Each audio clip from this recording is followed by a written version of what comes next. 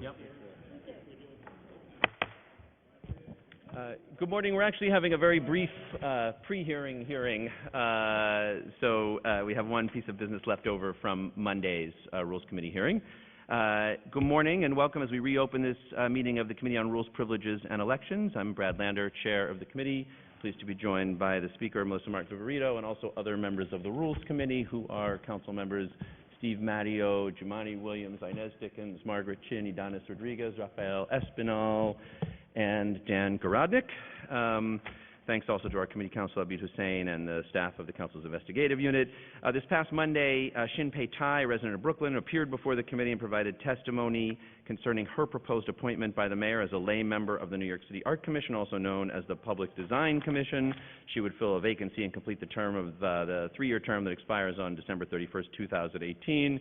I think all the members who were here will agree that she was actually a really extraordinary, quite delightful nominee for the Public Design Commission, and really brings a sense of like the people of New York and what they want out of their public spaces, their streets, their plazas, and their public art.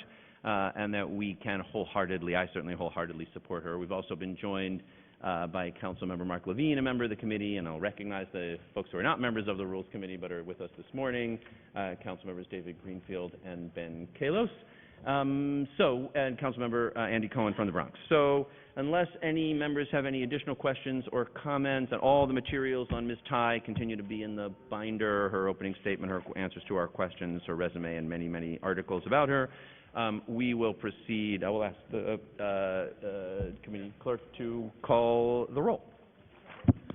William Martin, committee clerk, committee roll call vote, Committee on Rules, M363. Chair Lander. Vote aye. Dickens. Garodnick. Aye. Rodriguez. Aye. Chin. I vote aye. Williams.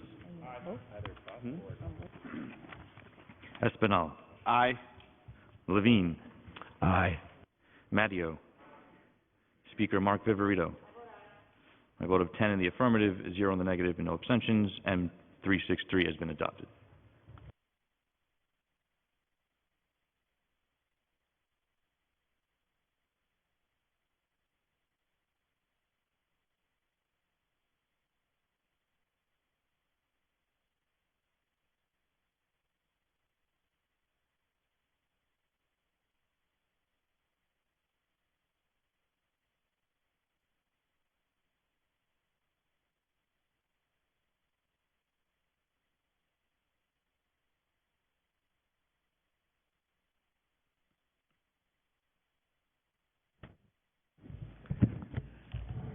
Good morning.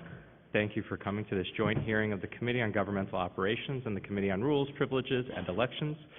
To all those in attendance and watching on television and online, to the Quadrennial Commission and Good Government Groups, to the editorial board members and reporters who, as members of the Fourth Estate, are a check on government and a voice for the people, and perhaps most importantly, the public whom all of us serve.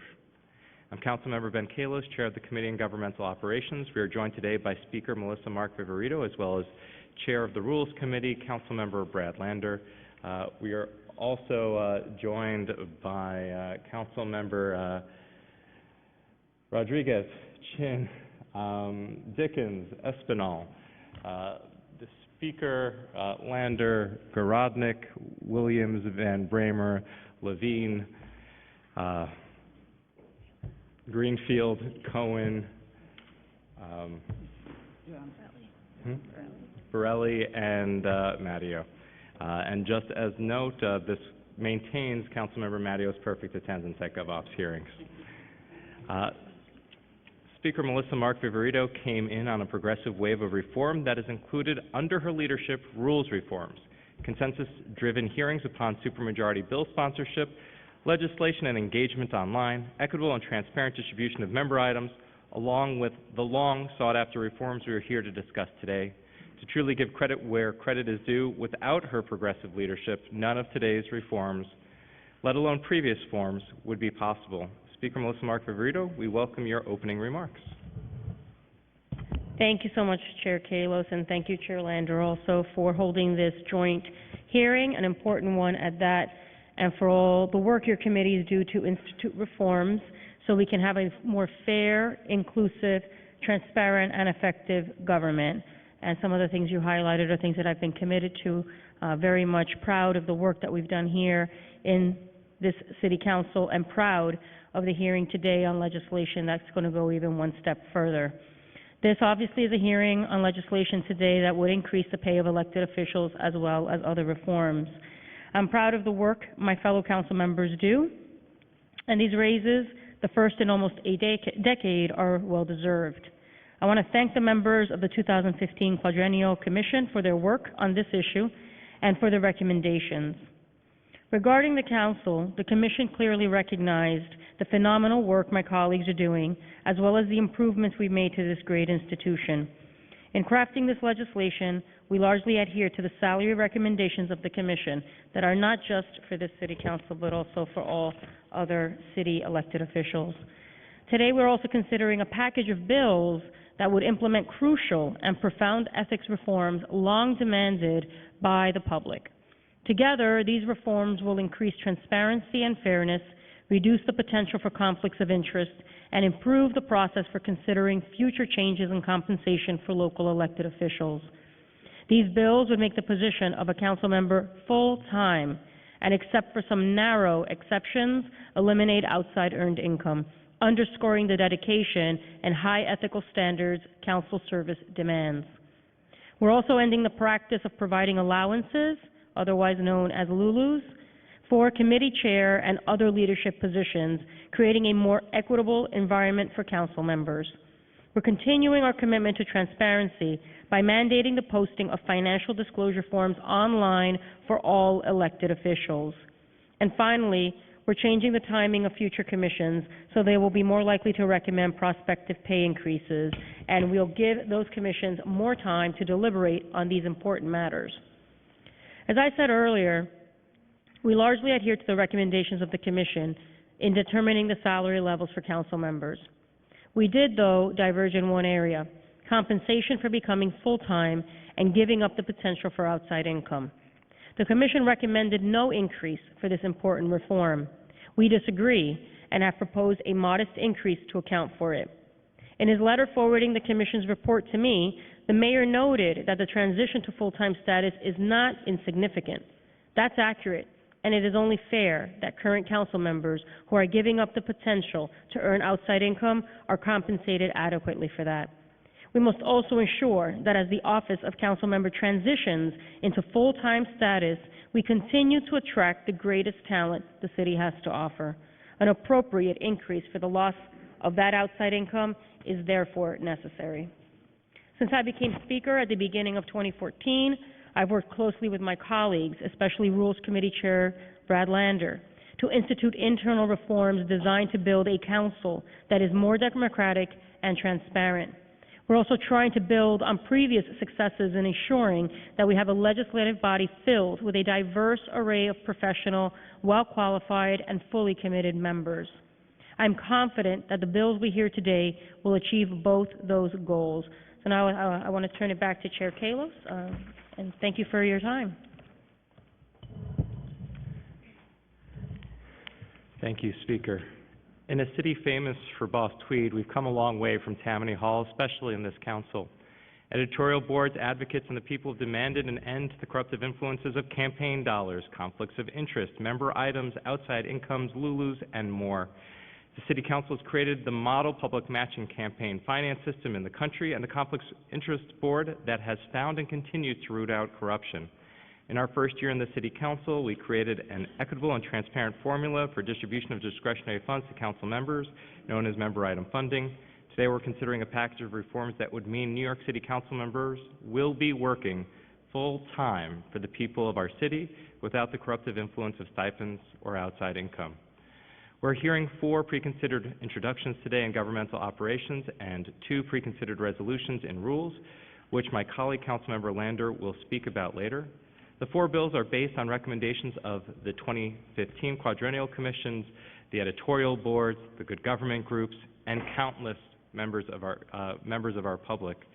The first bill, which I have introduced with Council members Garodnick, Reynoso, Richards, Cohen, and Chin, would prohibit outside income with rules further delineating what earned income is acceptable. This is coupled with a rules reform that I've also introduced that would eliminate payment in lieu, also known as LULUs. These reforms that have been long sought by editorial boards, good government groups, the people, and I am proud to sponsor this legislation, will not only help this council, but the council moving forward into the future. The second bill, sponsored by Councilmember Vaca and myself, would increase transparency by making the financial disclosure forms of elected officials available for the public to view on the Conflict of Interest Board's website. In 2010, as an advocate, I worked with New York public interest right groups Bill Mahoney to request copies using Freedom of Information law, scan, and post outside income disclosure forms on the state legislators online. Following this action, outside income forms were put online with income ranges by the Joint Commission on Public Ethics, and the rest by now is history. The third bill, sponsored by Councilmember Van Bramer, would change the timing of the appointment of the Quadrennial Commission from the second year of an election cycle to the third, and would give the Quadrennial Commission additional time to deliberate and issue their recommendations. The final bill, sponsored by the Speaker, would increase the salaries of the Mayor, Public Advocate, Borough Presidents, Comptroller, District Attorneys, as recommended by the Commission. The bill would also increase the salaries of members of the City Council, as well as the Speaker of the Council, as recommended by the Commission, but with an additional increase to account for prohibiting most outside earned income and changing the status of council members to full-time. These bills will institute important reforms and will increase the transparency, effectiveness, and efficiency of the city's government. At this time, I'd like to invite Councilmember Lander to say a few words about today's hearing and about the two resolutions before the Rules Committee. Thank you, Chair Kalos, and thank you, Madam Speaker, and thanks as well to all the members of both the Rules and Government Operations Committee who are here today. Thanks as well to the staff who have done a lot of work to prepare for this hearing and get all the materials together, as well as I'll say in a minute to the Quadrennial Commission for their work. I want to start by speaking very honestly and plainly. One awkward feature of democracy is that elected officials have to set their salaries. That is just an awkward feature of the democracy that we have. We, council members and executives set the budget, and that's how the pay of elected officials gets determined. Most people, of course, don't have that ability in their lives to vote on or set their own salary, and many don't get regular raises at all. This council gets that and has been significantly concerned with the challenges of wage stagnation in New York City. But it is in the interest of the City of New York to make sure that salaries for council members, for public advocate, for comptroller, for mayor, for borough presidents and district attorneys is reasonable and competitive to ensure that good people will run. Now, there is an alternative option to having elected officials vote for pay increases. You cannot raise salaries. Let the salaries therefore fall lower and lower relative to the other things people might do. Allow those elected officials to earn outside income instead, and then see what happens. And I would stipulate to you that that's not just theoretical. That experiment is being run, and not very far from here. And I would say that the results are not good, and that is not what we want for the City of New York. What we want instead is a reasonable set of salaries for elected officials so people run, whether they're small business people, whether they're attorneys, whether they're nonprofit leaders, whether they're labor leaders, whether they're professionals, whether they're people who are just working hard to represent their communities. We want them to be able to run for these offices. Now, to address the challenge that it's awkward feature of democracy that elected officials set their own salaries, the city has adopted the approach of having a quadrennial commission meet to review the appropriate objective research and make recommendations. That commission is supposed to meet every 4 years in order to make it recurring. Part of the challenge here is for those folks who do get raises, whether COLAs or step increases, they tend to come annually, and so they're modest in the 1 or 2 or 3% a year nature. So if you did them every year, they would seem modest. But if you vote on them all at once after several years, they seem big. If you did it every 4 years, it wouldn't seem so big. Unfortunately, Mayor Bloomberg did not appoint the Quadrennial Commission the last time around, and we are now 10 years since elected officials in New York City have had any pay increases. No COLAs, no adjustments for income, no step increases. And as a result, when you make an adjustment just once every 10 years, it's understandable that people will feel that there's some sticker shock. But as challenging and as awkward as that feature of democracy is, it's the right thing for us to sit here and consider them, review all the evidence, and make a good, fair, rational decision. Now, fortunately, this time, we have been blessed with actually a quite good quadrennial commission.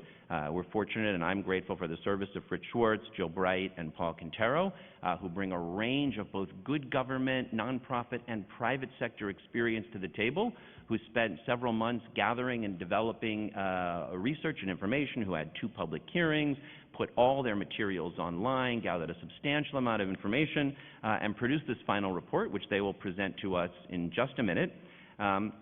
It, as Chair Kallos spoke to, recommends a wide range of reforms and pay increases, and we are overwhelmingly proposing to adopt those recommendations. I want to note one thing, that the base increase that commission is recommending for all elected officials of 12% is lower than the pattern for public sector workers over the same period of time, lower than teachers in the UFT or DC 37, and lower still than that for uniform workers, for firefighters and police captains. And they did that specifically in recognition of the challenges that many New Yorkers have seen, and said elected officials ought to pay attention to those issues. That's their base recommendation, and we're adopting or proposing to adopt their base recommendation. All of the reforms that Chair Kallos spoke to and that the Speaker spoke to, which build upon the reforms that under her leadership this Council adopted 2 years ago to make this body more fair and transparent, will make a big difference. And having this be a body that does not have the temptation of outside income, that does not have the favoritism of Lulus, where everyone's disclosure forms are online, that brings good government. And it is appropriate to have that come along with a reasonable pay raise. As Chair Kallos mentioned, the only place where we are departing from the Commission's recommendation is in putting a $10,185 adjustment for the change from part-time to full-time. And I would just say to you, I think if any of you, when you were looking to hire for a job, changed the job description. You had a job description that said, here's what I'd like you to do. It's a part-time job, and you may also have a second or third job. And then you said, you know what, I'm going to change the job description and make it's a full-time job. You may not have any other outside employment. And you asked a friend, do you think I would need to adjust the salary upward to get equally qualified candidates? That all of your friends would say, yes, probably a modest adjustment upward is needed. That figure of $10,185, there's some justification for it in today's committee report, and we can speak about that a little later and where that analysis comes from and why we chose to propose it. And we'll have some additional discussion on that later after the commission testifies. So just formally, Chair Kallos spoke to the 4 introductions that are being considered. There are, as he said, 2 rules resolutions that accompany those changes. The pay raise bill would not go into effect unless and until a rule was adopted that eliminates stipends. So there is a rule here, lead sponsored by Councilmember Kallos, that will repeal stipends. That's the simplest way to understand it. Any stipends that have been in place in the rules are repealed, effective to January 1st, 2016. And the second rule, which is combined with the introduction that makes the job full-time instead of part-time, provides clarity on what outside-earned income is and isn't, and makes clear you may not have outside-earned employment from any other job. You can, of course, continue to have investment income and things, passive income, retirement income, et cetera. And there are a few narrow things you can do: teach a class, give a speech, or engage in an artistic performance with advance approval from the Conflicts of Interest Board to make sure there's no conflicts, and with the advance approval of the Office of General Counsel, other minimal earned income activities that involve a limited time commitment and which do not interfere with the performance of such members' duties as a member of the Council. It does not allow, for example, the practice of law, which we have seen in other places be a particular problem as an outside activity. It doesn't allow you to hold a second job. You have to give your full time to this one, which I submit is what we want, which is good service, full of integrity, people doing their best to represent their constituents and the great people of this city. So with that, we will now proceed to our first panel. And for our first panel, I'd like to invite the... Brad, if I just may quickly interrupt. Sorry about that. We've been joined by Councilmember Barron. I'd like to thank Councilmember Lander. I'd like to also invite the bill sponsors to say a few words. I'd like to invite Councilmember Jimmy Van Bramer to make a statement on his legislation. Thank you very much, Chair Kalos, Chair Lander, and Speaker Melissa Mark Viverito. I want to say, first, I'm really proud to serve in this City Council and proud to serve with all of the members that you see here today and who are not here, terrific public servants full of integrity. This is a City Council that does enormous good for the City of New York, and today we are submitting historic and meaningful reforms that I think are worthy of incredible merit and appreciation. And I just want to thank Speaker Melissa Mark Viverito. This council has already reformed itself internally in ways that have made this city better.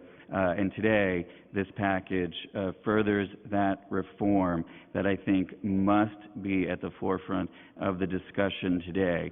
I want to say that the bill that I'm proud to sponsor, altering the year in which the Quadrennial Commission is appointed and how much time the Commission has before it, is important. Presently, the commissions are appointed in the second year of the four-year cycle, but under my bill, they would be appointed in the third year. And presently, commissions must issue a report on or before March 15th, a total of 2.5 months, but under our bill, the commissions must report no later than 120 days after the appointment, giving an additional 2 months for a total of 4.5, more than the Commission recommended itself. The bill gives the Commission greater flexibility to consider and make it more likely that they will recommend that increases in compensation go into effect in the session after which they are voted on or approved. This addresses issues associated with increased compensation levels going into effect during the term in which such changes are approved, and I welcome the testimony and the comments today from the Commission and the public. But again, I just want to say I'm incredibly proud of this City Council, incredibly proud of the work that we do for the City of New York, and incredibly proud to serve with all of the public servants in this City Council. Thank you very much. Thank you, Councilmember Van Bramer. And before I begin, I would like to thank the committee staff for their work on today's hearing. Smita Deshmukh, Lori Wen, James Sabuti, and my legislative director, Paul Westrick. And if I may also recognize some of the folks on the Rules Committee side, Beed Hussein, and it's hard-pressed not to thank David Seitzer, our former committee counsel. I told you wouldn't get far. I'd now like to turn it back over to Councilmember Lander to call up the commission from the 2015 Quadrennial Commission as our first panel. I'd like to remind everyone who would like to testify today to please fill out a card with the Sergeant at Arms. Thank you, Chair Kalos. So our first panel is the 2015 Quadrennial Commission, chaired by Fritz Schwartz, and also the other two members, Jill Bright and Paul Quintero.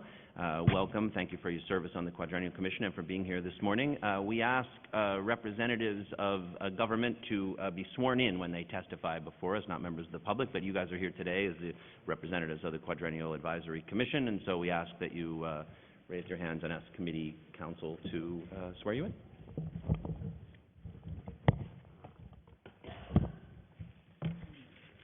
Do you swear or affirm to tell the truth, the whole truth, and nothing but the truth in the testimony that you are about to provide? Thank you.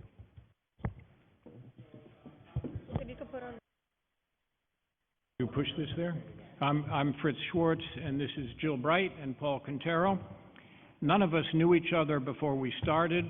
We worked very well together, and everything we produced has been a collegial part of our effort. I'm going to talk maybe for 5-6 minutes, and then I hope there are a lot of questions and back and forths on any subject. And if you want to interrupt me during my testimony for any reason, do that. It leads to good dialogue. And I always do that when I'm chairing meetings, by the way.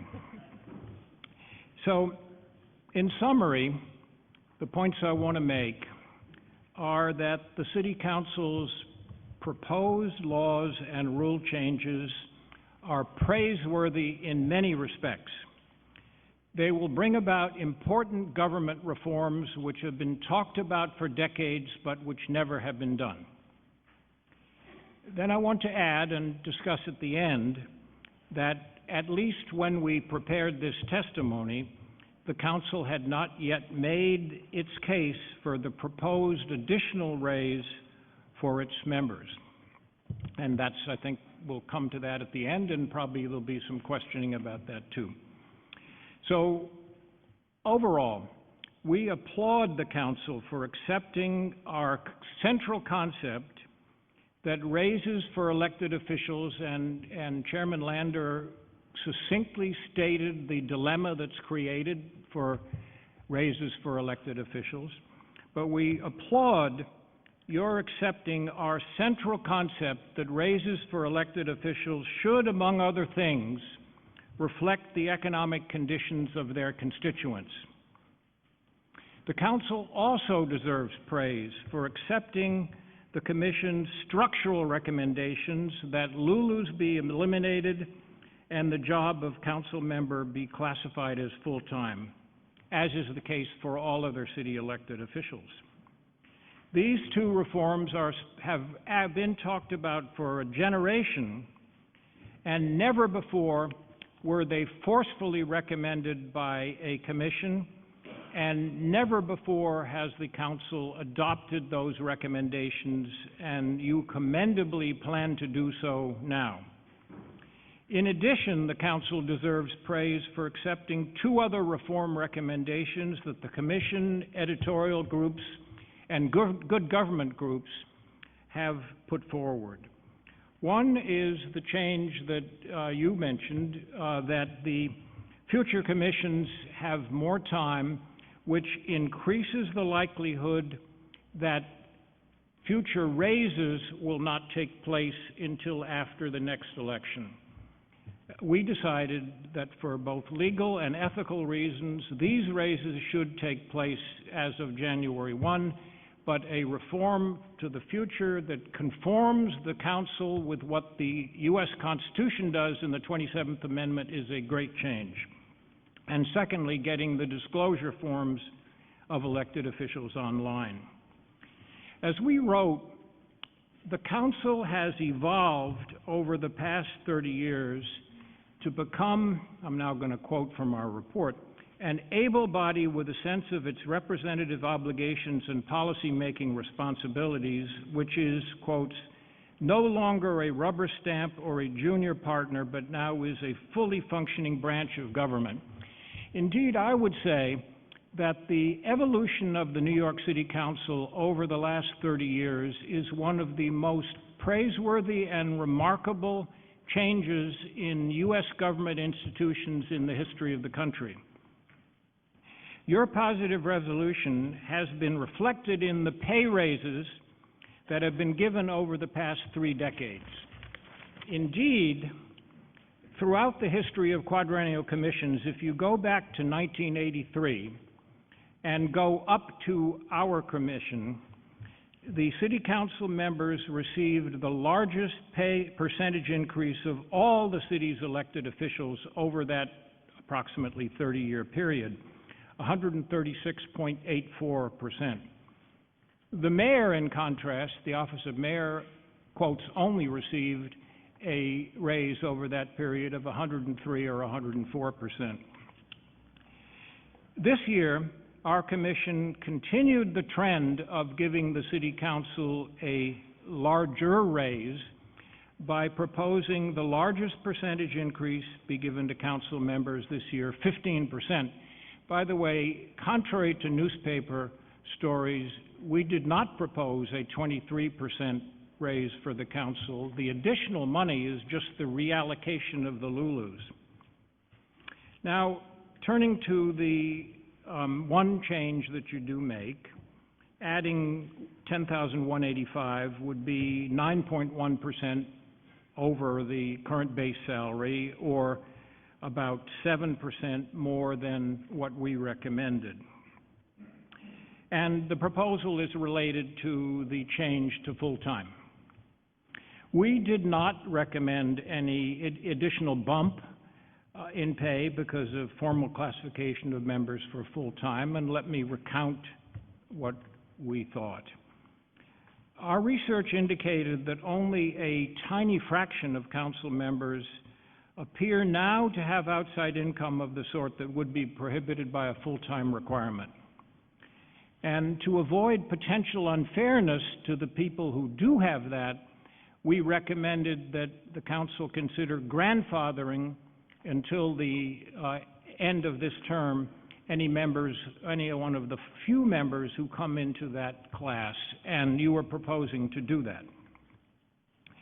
Moreover, going back to 2006, in the course of accepting then Speaker Christine Quinn's proposal for a 25% raise, the Quadrennial Commission of '06 noted the Speaker had informed them that, by and large, council members serve full-time.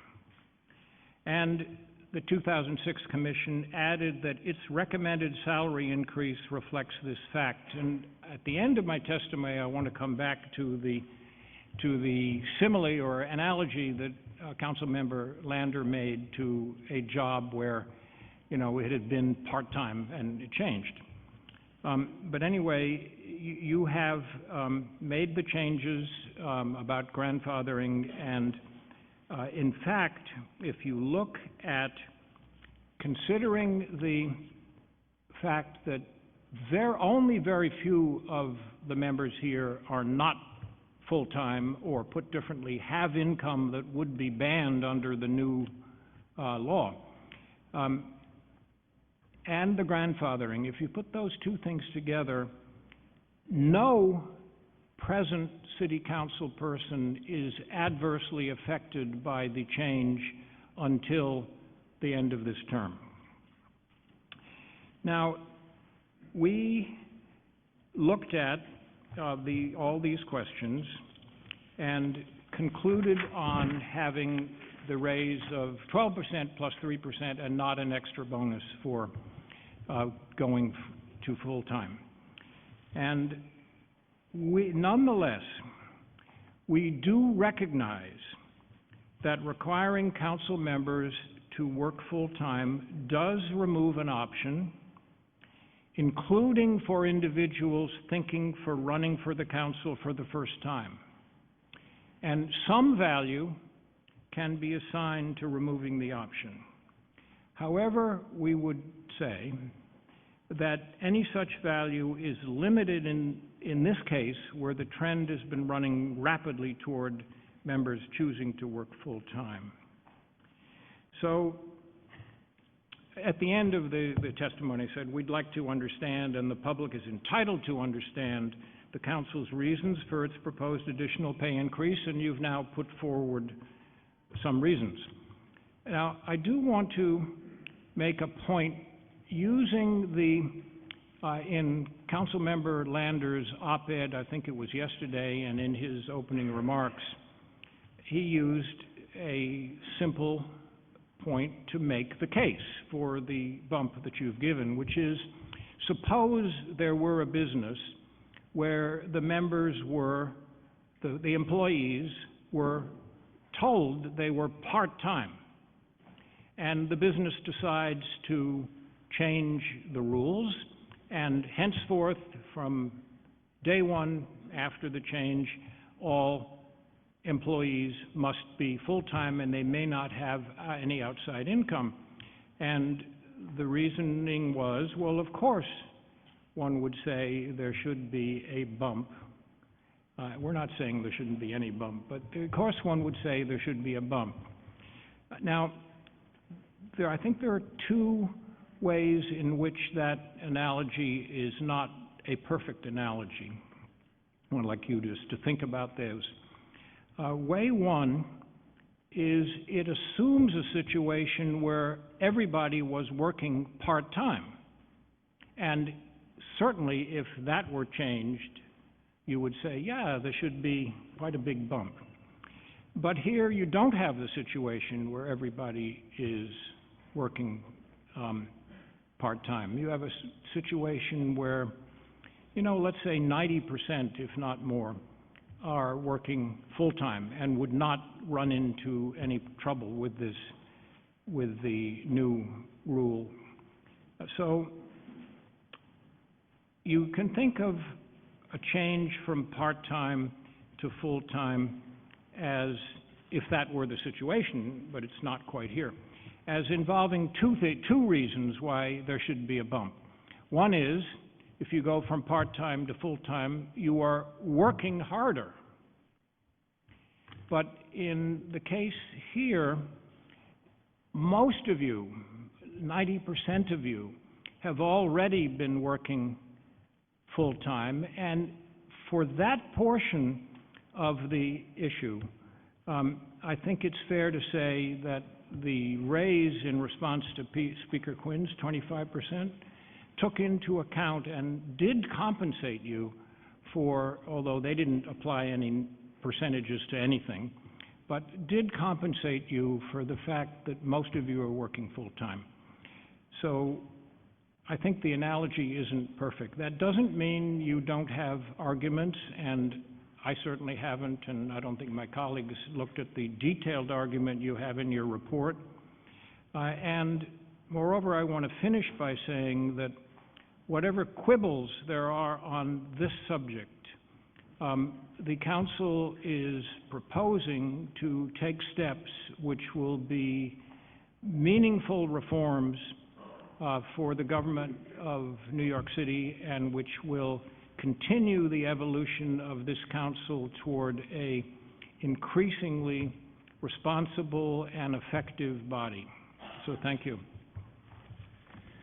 Thank you very much. I have a couple of questions, and then Chair Kalos and the Speaker may as well, and then we'll open it up to other members. And I will address this question of providing the Council's rationale in public and not only in the written report in just a minute. But I want to ask just a few questions first.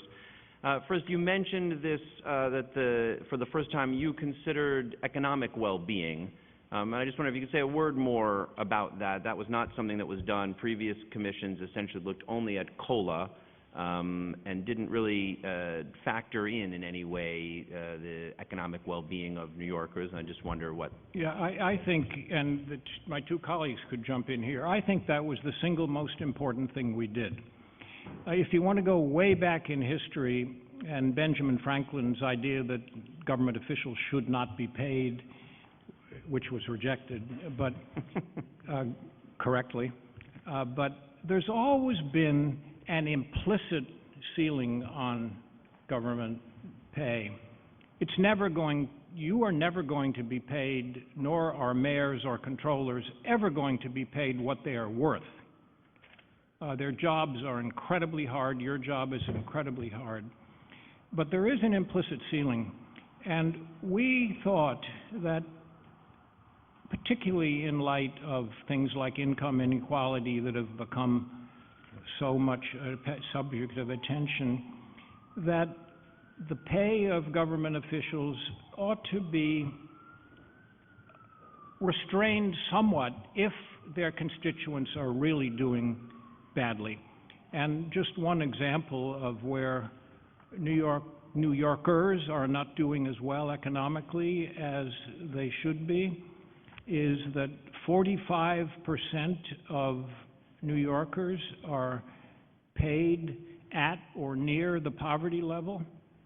So, and the other thing, Councilman Lander, that we thought is that if that becomes a factor, it's a good factor for government officials to have in mind, because while you can't influence the consumer price index, your actions can, in the short term and in the long term, influence how well New Yorkers are doing economically.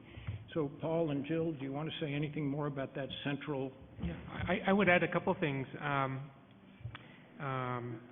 We put in the report the recommendations and what those recommendations meant versus, for example, CPI.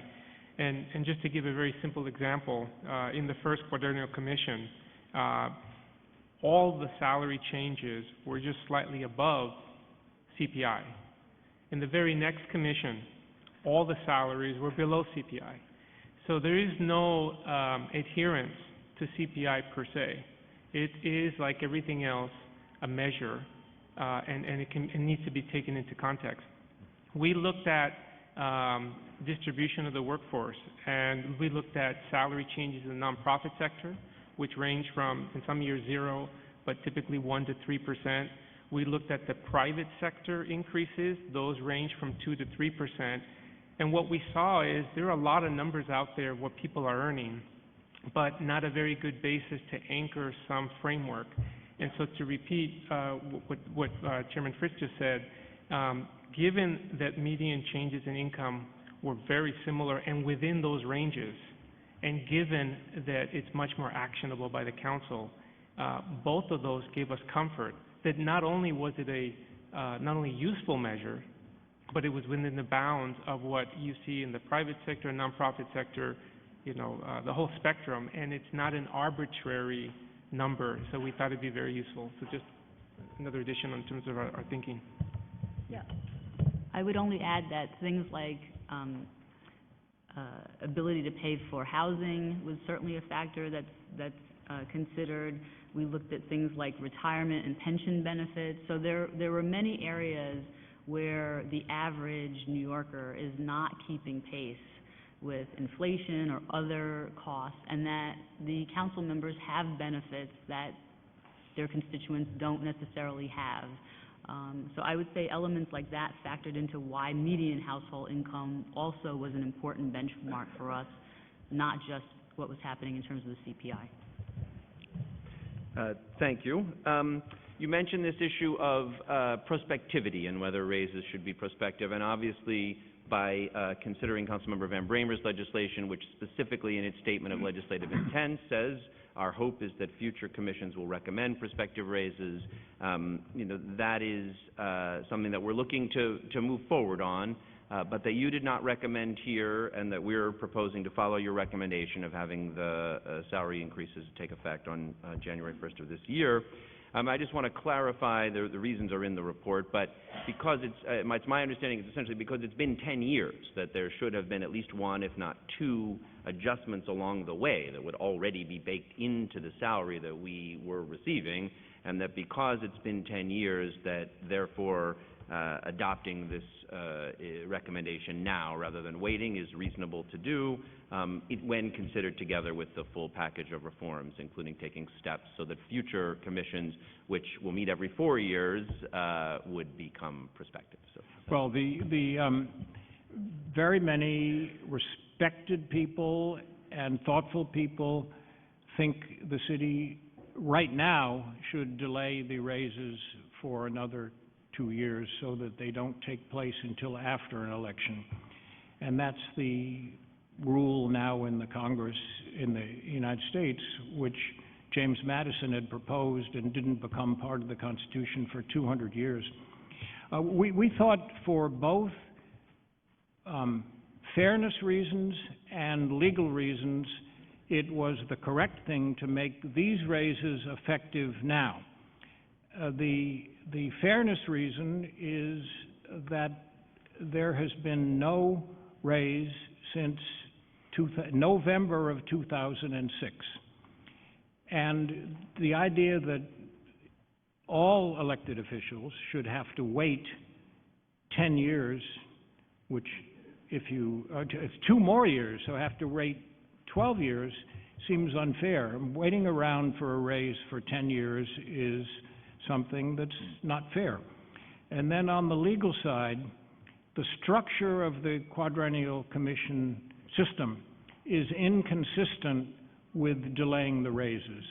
The system, as is brought out in the comments about your change, is that a commission is meant to be appointed at the beginning of the second year and then presumably finish in the spring of the second year. And it is just inconsistent with that system to say raises should be delayed into the beginning of the 5th year. And just think about it. You can't imagine the people who set up the quadrennial commissions would have thought the idea would be for the future, there'd be a lot of deliberation and then a report and then a 3-year continuing delay. That just doesn't make sense. For the future to change so that it would be possible and sensible to have raises take place after the next election. That's a good reform. And then, so I will just, for my final comments, draw attention to the committee reports, pages 12 and 13, for those who are looking, that goes to this question of the rationale for the adjustment. You know, I think it's valuable for us to have your perspective, and it is certainly true that a very small number of current council members have outside income. You know, we are balancing between what is the salary that current council members will earn and what will be in the job description, you know, going forward for those 2017 elections. And, you know, and that's really why I believe that the analogy about changing the job description, what do you need to post it at to get comparable people to apply. But just in terms of how we got to this number, this 10,185, staff did some research here. The New York State Department of Labor treats legislators as managers, and so they used the New York City Metropolitan Statistical Area Management occupations, and then took the median of that range, 50% of the median rate for management occupations, which was chosen to be conservative and is similar to the median rate for a food service manager, who are among the lowest paid of managers. Their hourly rate is $34.57. There's not a clear exact hours guideline on what a thing you could do that wouldn't be a full-time job, but teaching a course when, you know, it's a couple hours a week and you prepare a couple hours a week, 6 hours a week at $34.57 came out to $10,372, and we rounded down to a square number of the resulting salary of $148.5. Obviously, it could have been figured many different ways. Last term, several members earned more than $100,000 of outside income, not the majority, but some. So those members would be giving up over $100,000 if they were to do this. And this term, though it's a relatively small number of members, several of them earn over $50,000. And indeed, most of us earn either nothing or far less than that. So let me leave it there. We can come back, and other members in their questions and comments can explore further the rationale here. And I may have a few questions at the end, but let me turn it over to Chair Kalos and then to members of the committees. Thank you, Chair Lander.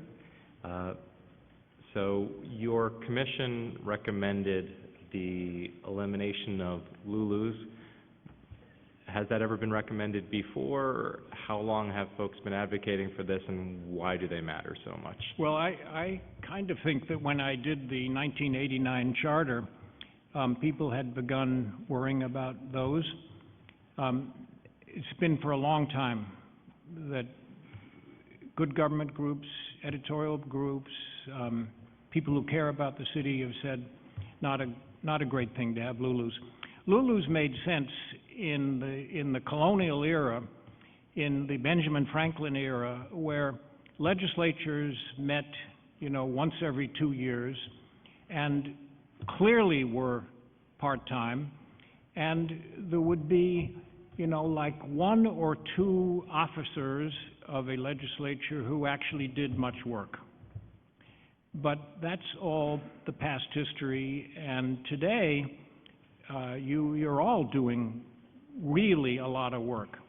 So that's one reason. The historical change is a reason where Lulus are not sensible. They also create a misleading impression. In fact, Lulus were part of the pay of council people, but everybody said council people were paid $112,500. So there was an inherently misleading element to Lulus. Thirdly, Lulus are something, using money to reward or punish members is not a great system. And I think finally, let's use, one of you said, let's think about the place that's 120 miles north of here. It has a lot of their pay is Lulus, and they get free outside income. The two are linked, and it's great that you are planning to get rid of the Lulus. How you're going to do that, and whether you can do it probably by a rule, but maybe ultimately you want to get a charter change, or the same thing with the full-time. You can do it by a rule, but maybe you ultimately ought to have a charter change so that some less progressive council in the future cannot decide they want to turn the clock back to the 1820s or something. With regard to your other recommendation, outside income, why does it matter? What's the influence of outside income? It's noted that only a few members accept outside income in this body. Is it the number of the members accepting outside income? Is it the power and influence that an individual member might have that is accepting outside income? What are the models that you're seeing, and why is outside income such a dangerous influence to have? Well, let's start with the fact every other city official since 1937 has not been allowed to get outside income, and the council maybe in 1937 was a less important body. Today, you're a very important body in the city. Secondly, the public, your constituents, deserve full-time service. And that's what you're hired to do. You're hired to do the job of thinking of legislation, of holding hearings, of working with your constituents. And so I think, Councilman, the inherent nature of the job of a modern city council person is a full-time job, and your constituents and the public deserve your full-time attention.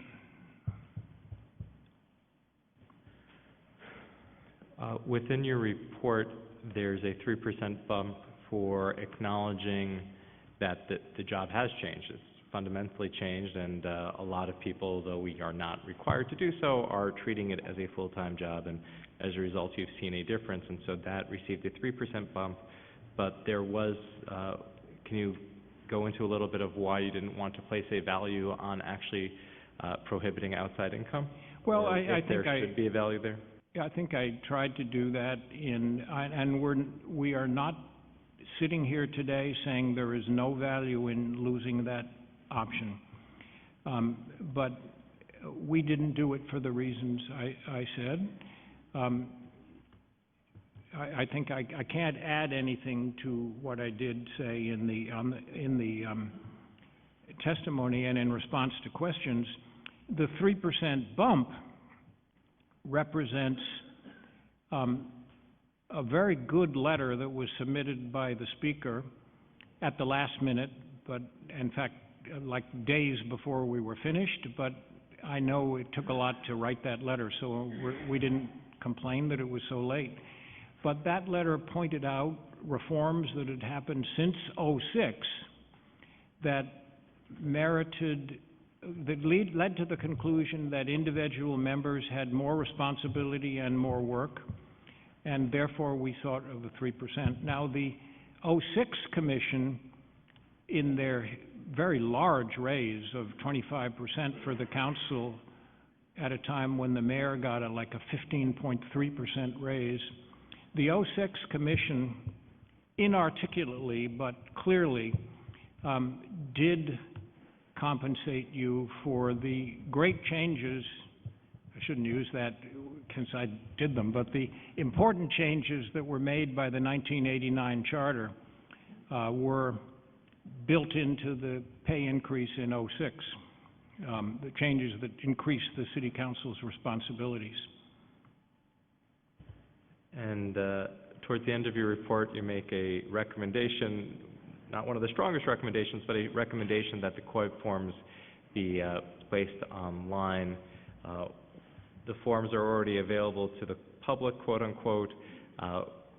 Why does it matter if forms are put online? Have you seen any changes when those forms are put online versus when they're just available? Well, I know that when we got all the forms, and I said we were not going to use names from them, although we could have, but the research director who had to get the forms said, you know, it takes a lot of time. you got to fill out something, and it takes time. On that issue, I think we said something like, it isn't something that we have enormous experience on, but we relied on the good government groups that I think almost always have something worth listening to. And they've thought this is really important, and clearly it does make you more transparent. I think they're already prepared electronically when they're put into the Conflicts of Interest Board. So there isn't any good reason for them not being, and I guess you're proposing to do it, which is good. Next time you can borrow my scanner. We will go over to, and NYPERC has them too. So we're going to, I want to acknowledge that we've been joined by Councilmember Steve Levin. We're going to go to councilmember questions. There will be a 3-minute clock on the first round, 2-minute on second round. And just to the commission, because it's 3 minutes, if you can keep your answers quick and concise, because most members may want to have a second question or a redirect. And so the quicker and conciser you are, the more fulfilling the conversation will be. Sometimes speakers have a tendency to use up the entire time answering a single question, which, as a member who has been on the clock myself, can be frustrating. First, council member, we do have Melissa Mark Viverito who would like to come back for her questions. However, next on the list would be Councilmember Rodriguez, followed by Cohen. Thank you, Chairman. Thank you to the Commission for the great job that you did in this process. We love this job a lot. We love it so much that we decided not to have privacy in our life. We love it so much that when we go to funeral, we are stopped by individuals, not only to say thank you for being here, but I have a case, and they take our cell phone, and we're connecting with our staff. We love it so much that when we go to eat to a restaurant, we have to allocate time to speak to our constituency. We work more than 60 hours a week. This is not our first job. Most of us, like myself, being a previous teacher for 13 years. We have masters, we have PhD, we have the educational degree that anyone who is in the field will say we have the right to make a living to support our family. I was one of those who advocated for the 99%, and I will continue fighting for the 99%. And we care for those 46% of New Yorkers who live in poverty, because we as a society fail to them. It's not that the system has been broken, it's that we've been living with the system, where we have not been built a strong middle class city here, because we fail on education, because we fail on good jobs. And those are the challenges that this party have. You know, any elected official, my colleagues here, you know, we are strong. And we know that being elected official in New York City requires someone to understand that New York is a city composed by 8 million New Yorkers, strong voices, from the business community, from the editorial. Tell me the average income of any executive director in New York City. It's more than $150,000.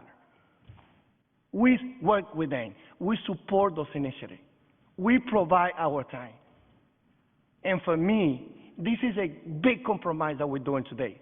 Our salary should be $175,000. And I will be proud to speak to my working class, to those rallies where I go to Wall Street and say, yes, it's an open record. This is how much I make, but I don't have evening. You should know what I have tonight. After I pick up my daughter to take her to swimming, I had to go to the event. What did I do last night? After I pick up my daughter from school, going to a community meeting at PS 187, being there up to 9:30 p.m., and I love it again because I want to leave that legacy to my daughter. But the majority of my colleagues here, we decided not only to invest that time, but also we decided to do the right thing. And even though there's always bad apple everywhere, we decide to be elected officials who live with transparency, who make our dollars to support our family. For I understand, I take your recommendation, But for me, $148,000 is a big compromise that we're doing. We deserve that one and Councilmember more. Rodriguez. Next up, Councilmember Cohen, followed by Councilmember Barron. Thank you, Chairs Kalos and Lander. I too want to thank the Commission for their work. I will try to be brief to give you an opportunity to respond. I will say that I am proud to vote on this package of bills and rules changes. I think that in a vacuum, I would vote for the pay raise in the absence of the rules changes, because I believe that the salary increase is in and of itself a reform. I think that making this position more attractive will ultimately is good for democracy, that it will encourage people to run for the position, and I think that in and of itself is a standalone reform. And I would also let the taxpayer know that compared to the campaign finance program, which is also designed to make it easier and encourage people to run, this pay raise is a significant bargain. So I am proud of the entire package, but like I said, I think that the pay raise for the council is a good reform on its own, and I'm proud to support it. If you want to comment on the scope of it being a reform, I'm perfectly interested in your response. Thank you. Thank you. I'm not sure there was that I agreed with your sentiments. I'm not sure there's a question that we should deal with, or. Well, if you think that if the increase in salary will have an impact on making the position more desirable and ultimately encourage more people to run for it. It was certainly, it's one of the reasons why quadrennial commissions should be regular and not have to wait 9 years, which does influence possibly who's going to run. And you guys are working full-time, you're working really hard, and it's a terribly important job. I don't think there's a shortage of people seeking to run for the council, but you would know that better than I. I mean, are there people trying to come after your seat, or, I mean, but I don't think there are a shortage of excellent people who want to run for the city council. That was particularly true after the 1989 charter changes, which did two things. It greatly increased your responsibilities, and by enlarging the size of the city council, it greatly increased its diversity. So yes, money is relevant. My guess is marginal differences in pay are not going to make a major difference in who wants to run for the job. But I think that's something you all know better than outsiders know. Thank you. Thank you, Councilmember Cohen. Next up is Councilmember Barron, Williams, Levine, and Chin. Thank you to the chairs for having this hearing, and thank you to the Quadrennial Advisory Commission for your report. In your remarks, you said that we would not be able to have pay that actually reflects the work that we do. And perhaps that comes with the title of being a public servant. It does. It comes with that title. Going back to when I first entered public service as a teacher, many years ago, starting salary was about $5,000 at that time, which certainly was not commensurate with the work that was required. Of course, it has moved up over the years. You also said that you think that our pay needs to have some consideration for the income levels of the constituents that we serve. Do you think also that there needs to be some relationship or consideration for the staffers that we use to deliver the work to our constituents, that there needs to be some kind of consideration in that regard as well? Well, that's sort of a double question. I have heard that some of the staffers who work for the city council are paid very low, and I have no idea if that's true or not, and it's certainly not part of our responsibility. Then the other aspect to that question is there are people in every one of the elected officials' offices who are staff who are being paid more than the than the elected person. And that's sort of called compression, and there are some offices that maybe worry about that more than others. It isn't uncommon to happen. I mean, if you think of football coaches being paid more than the university presidents, or great surgeons being paid more than the head of the hospital, it happens. You don't want it too much. It again is a reason why it's really important, and if you could put some teeth in this, that the commissions always get appointed every 4 years, so that there isn't this huge delay.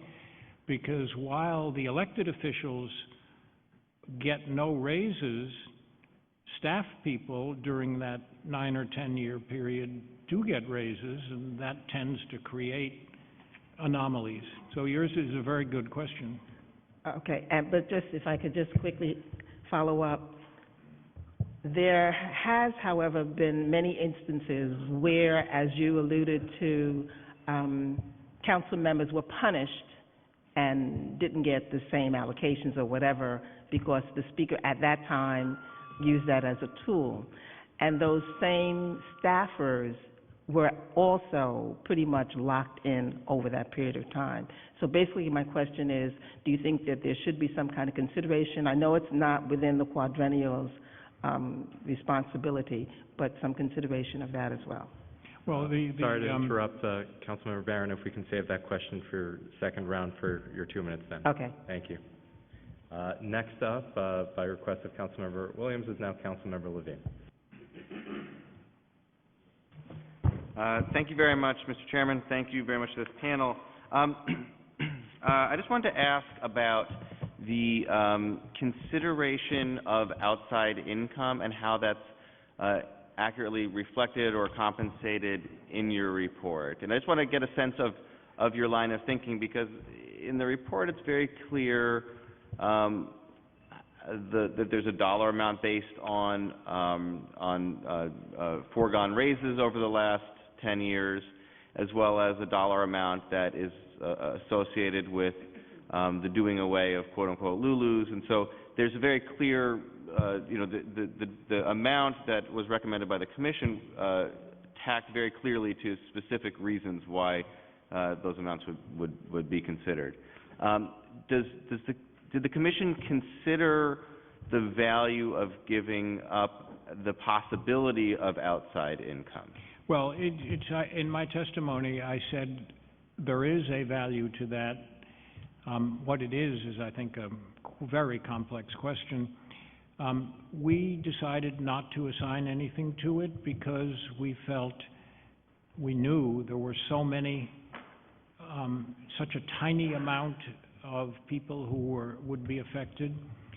I'm not sitting here, we're not sitting here saying that you are wrong to put something on. We didn't do it for the reasons we said.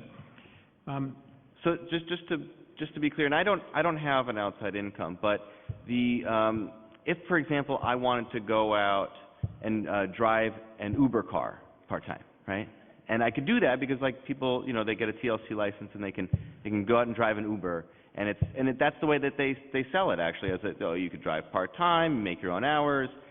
That would be the type of position that would be prohibited under the new rules, and that's a supplemental thing. If I ever wanted to work in a retail store, or work as a bartender, or something that's you could do as a part-time job to supplement your income, that type of thing would now be prohibited to me, and based on my family's circumstances, that would be something that may or may not have been appealing to any of us at any time. In addition to that, there's a couple of other issues that my colleagues have raised that are professionals, which is that there are people that have a professional practice that they want to be able to maintain some skeletal structure of some semblance of a professional practice.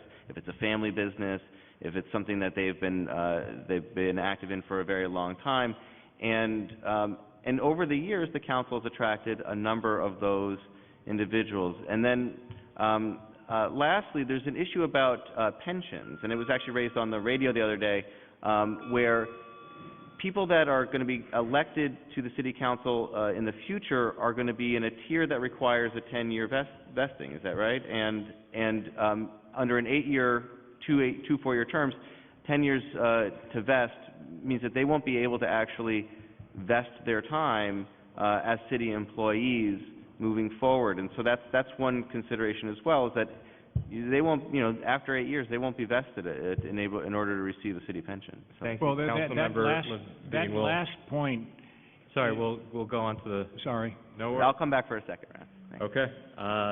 Councilmember Levine, not Levin, followed by Chin, Williams, Garodnick, Greenfield.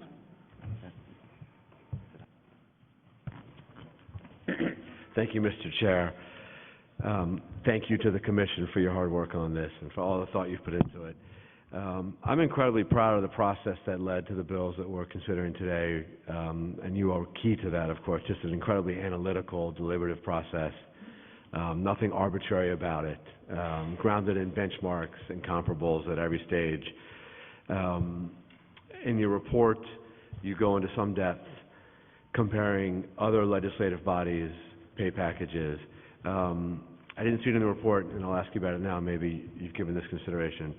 How would the package of reform measures that we're introducing today stack up against the kind of good government protections that are in place in other legislative bodies around the country? Would this put us at the forefront?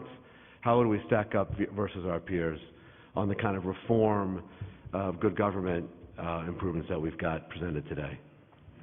And is it under your rules I should answer this or not answer this? Please do, yes. Please do. Okay, I don't know how that works, but anyway, I'll answer you. I think New York City Council will stack up very well after you make these reforms. You'll certainly stack up as a difference in kind and not just in quality for the other major body in the state. And across the country, you'll stack up very well. What about compared to Congress? Congress that's a harder question. They limit outside income. They have exceptions that might be a little different. I think they would allow a doctor to have one operation or something like that to keep their trade in. Another difference is they have no Lulus, and so they may have had those back in the 19th century early, but they certainly have none now. And this proposal to make conflict of interest forms publicly available on the web, is that common practice either in Congress or other? To be honest, I have no idea on that. I think you should ask the good government groups who are coming later. The only one addition on the research, because we had to go out to 25 different cities, we did find that there were other municipalities where information about compensation was available in a snap. So while I can't comment on the legal precedent, I can tell you from a practical perspective, from a user perspective, there are other municipalities that create that kind of transparency. And so from that perspective, it would be a best practice, but that's not the legal question. Very good to hear. Thank you. Thank you, Councilmember Levine. Councilmember Chin, followed by Williams, Garodnick, Greenfield, and Dickens. Thank you, Chair. Good morning. I also wanted to thank the Commission for your hard work, especially Mr. Schwartz. Back in 1989, when we all supported the change in the charter to increase the size of the City Council so that it could be more diverse. It took me that long, 20 years later, to finally get elected to the City Council. And I think one of the positive outcome of the report and the reform that we have instituted in the City Council really recognize the importance of the work of the City Council. It's an honor to serve in this body. But in the past, when you hear about the council, the charter change, people thought of the council as some people just do change the name of streets. They never recognize the important legislative work that the City Council does. And I think that with this report and all the reform that we are going to be voting on, will finally elevate this position that we are an important body, that we are important to the city, and that ultimately we will be able to attract more good people to join city government, because it is a position that can help us advocate for changes and make the lives of our constituents better. And in terms of the full-time concept, because when you were talking in your report about 2006, the way I look at this job, I have many full-time jobs. This is more than full-time, okay? This is more than full-time, as my colleague has said, all the things that we do. And even when we go on vacation, when we do find the time, we're not off. The phones still ring, we still have to monitor issues, but it is an amazing job. And I think a lot of people would love to be here to be able to serve.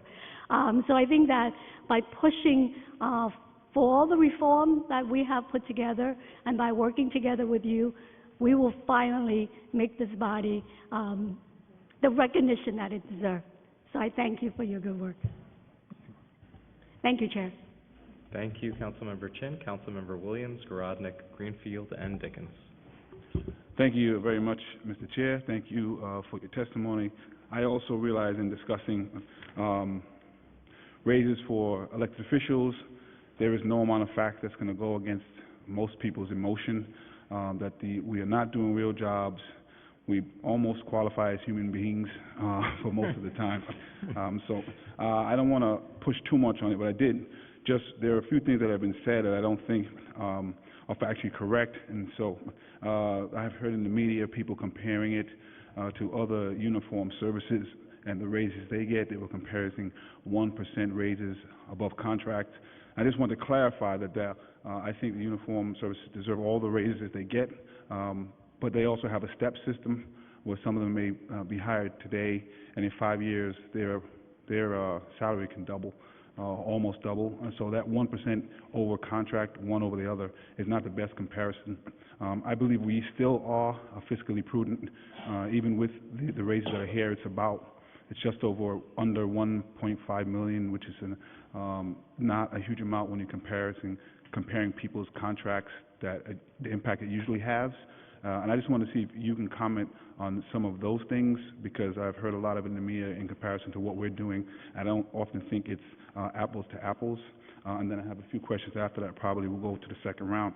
But the one other question had to do with disclosures. I wanted to know why, I don't mind the disclosures, but in the vein of treating us all equal, why us as opposed to also commissioners or other people who have high rank in the running of the government? Now, do we, I don't know what your rules are, when you're meant to answer or not answer. Sure, as soon as the council member is done with their question, please answer, and you have 1 minute and 7 seconds. Oh, okay, so those were 2 questions. The clock is to cover the question and the answer. That's correct. All It's right, not very thanks. fair, but we... So, Paul, you might want to answer the first part of his question about what we took into account on pay and so forth. I think it's good that city officials in general do well on pensions, and the pension income for government officials in New York and the other, like healthcare income for government officials in New York, is better than most of the rest of the country, and in fact better in percentage terms than private employers are today. Whoever it was that mentioned that it's now, if term limits come back in, it's going to be hard for a council person only in office for 8 years to get into the pension system. I think that's an important point that future quadrennial commissions should consider.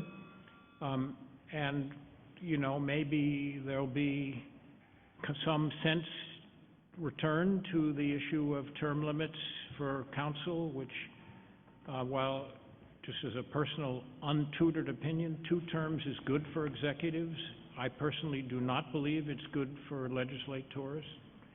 Paul, did you have any on the... Time is up, Oh. Yes. Wait, you can't respond to my question? Yeah.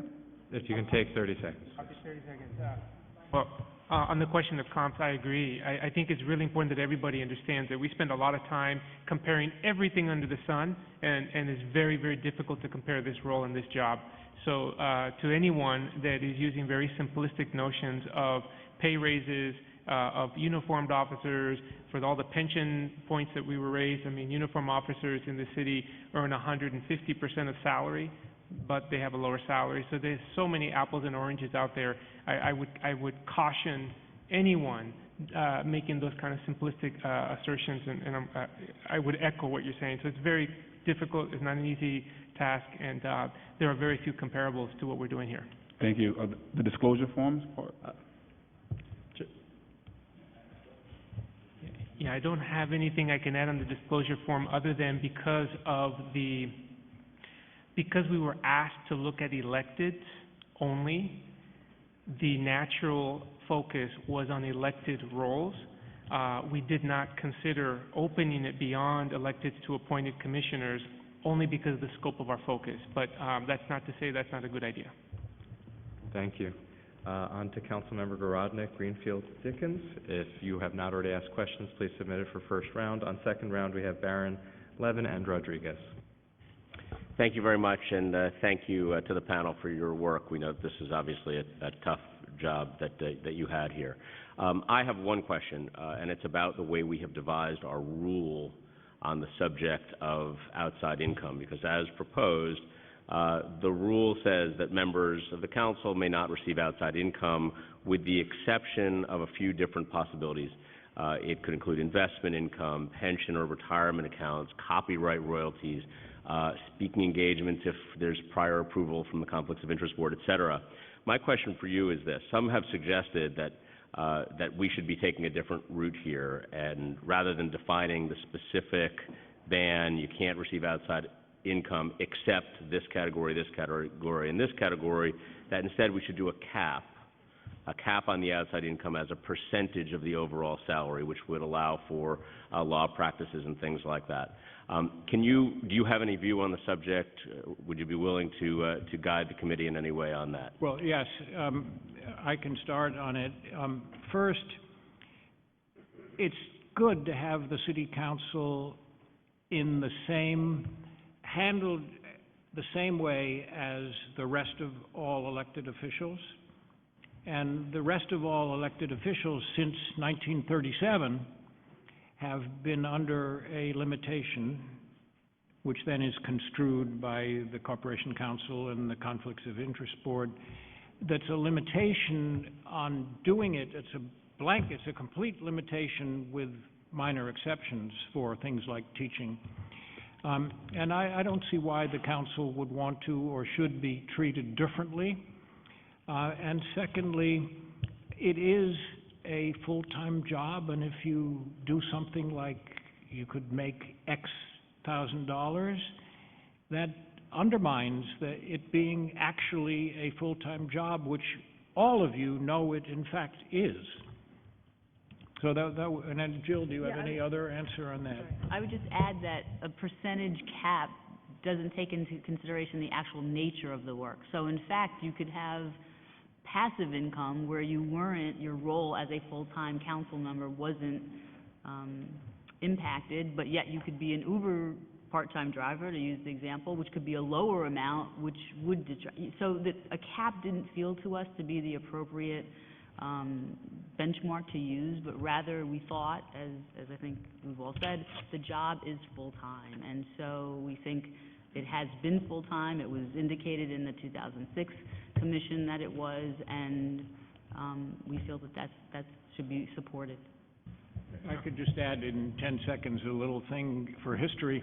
When in 1937 the jobs were made full-time, what happened to the pay of the elected officials? It was interesting.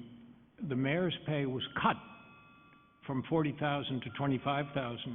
Now, I do not put that forward as relevant, but it's interesting, and it was because the prior raise had been like a week before the Great Crash, so they drove the salaries down to what they'd been in 1929. I'm not suggesting that for you guys. If there is a recession or depression now, though, people are going to blame you for having predicted. I don't see the logic. I just want to follow up one element of the council member's question here. He referenced specifically the practice of law in the question, and this is a I've heard you speak about that particular issue, which obviously is something that legislators in some other places have done, and I just want to give you the opportunity to put on the record the things that you've said to me about that. I'm a lawyer, and I've been a lawyer in private practice and in government my whole life and in the nonprofit sector.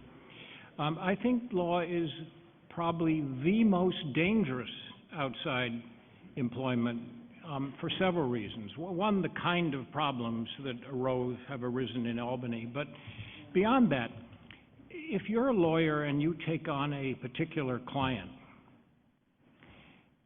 and they have a problem, and the client says it's a simple problem, and you kind of think it is, but it turns out to be a highly complex problem, you can't say to your client, oh, I have a quota of only X amount of work. You're obligated to represent that person and do the amount of work that's necessary to carry out that obligation. So I personally think that law, and despite you having had some extremely wonderful lawyers who continued to practice, I think law is the one you particularly should not exempt from the rule. Thank you. Councilmember Greenfield, followed by Dickens to conclude the first round. I just want to clarify for the record, Chairman, are you suggesting we should lower the mayor's salary? Is that what you said? I wasn't clear on that one. No, that was done in 1937. So oh, okay. Just I was wanted not to make suggesting sure that. the record reflected that particular issue. Councilmember Grodnick actually addressed the question that I did want to address. I want to expound on it a little bit.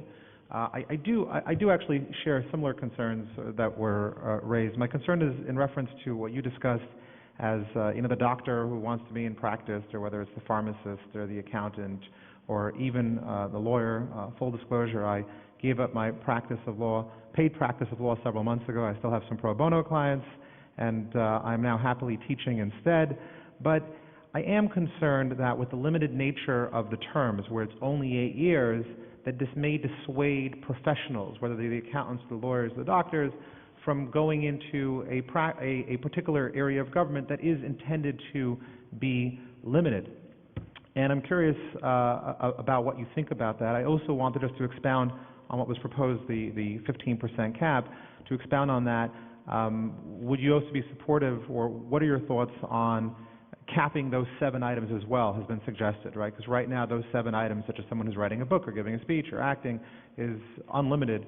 Would you be in favor of capping that at 15% as well? So those are my 2 questions. I don't think one needs now to get to the level of detail that you had in that last part of your question. On being a professional and then deciding to be a public official, you don't lose, if you went back to practicing law full-time, you will not have lost your skills. I mean, yeah, maybe you got to read a couple of new cases, but it's like riding a bicycle. If you have those skills, you don't lose them. Doctor, accountant, pharmacist. I'm not just referring to attorneys. Well, I think you have a pharmacist, and I don't know whether that income is passive income, in which case it would not be covered. Like Mayor Bloomberg continued to receive income from his holdings or from the business. He did pretty well, I hear. Yeah, and you're not, nobody's barred from having passive income. And, let's think of some presidents. George Washington and Dwight Eisenhower were great generals. Barack Obama was a community organizer and a constitutional law professor. Mayor Bloomberg was a businessman. They don't lose those skills when they come into government. It's just they don't carry on those skills for the period they're in government.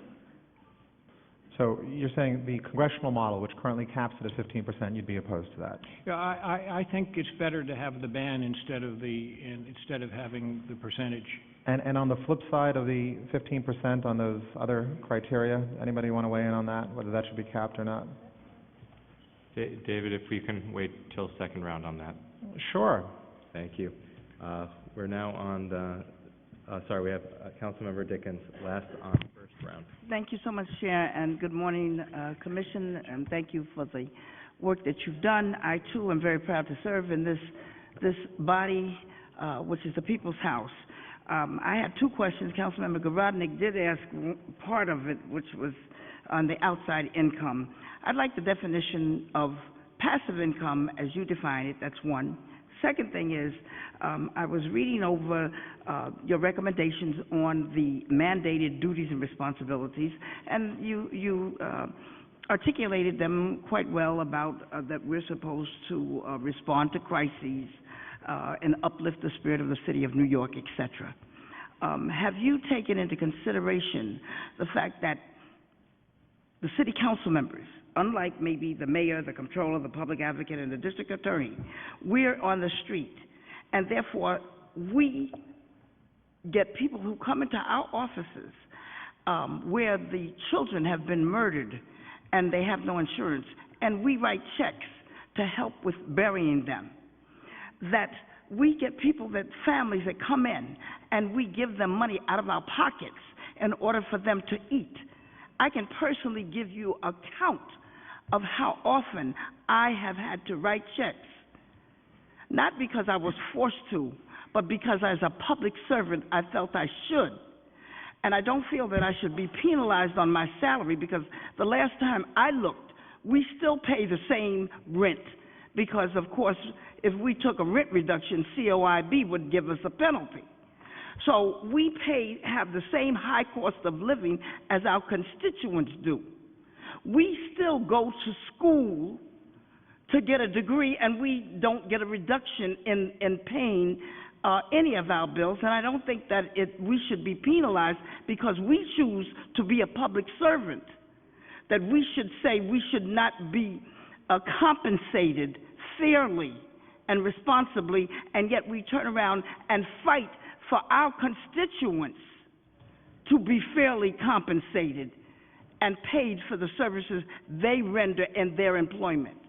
And so those are my two questions. One is about, did you consider the things that we pay out of pocket every day for our constituents as part of your mandated duties and responsibilities, in considering how much increase, and about the definition of passive income?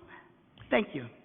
Passive income is things where you don't have to work in order to get the income, and it would be royalties from a book you'd previously written. It would be income from investments. It would be income from renting an apartment. It would be income from running a small business, where you're not doing the work, but you're entitled to the income. And that's not affected. On the generosity that you have, that's admirable. And the fact that part of a city council person's job is working with constituents is definitely true. I mean, that isn't, the other offices do it too, but you guys have the smallest number of constituents and you're closest to them, and therefore you are likely to do a great deal of constituent work. It's part of the job, and it's a good thing you're doing it. Thank you. We're now up to the second round. Just key item for council members. If you wish to get the answers to your questions, please give time for the respondents. Spending 2.5 to 3 minutes asking your question does not leave adequate time and isn't fair to everybody else, and I'm doing my best to be fair to everyone.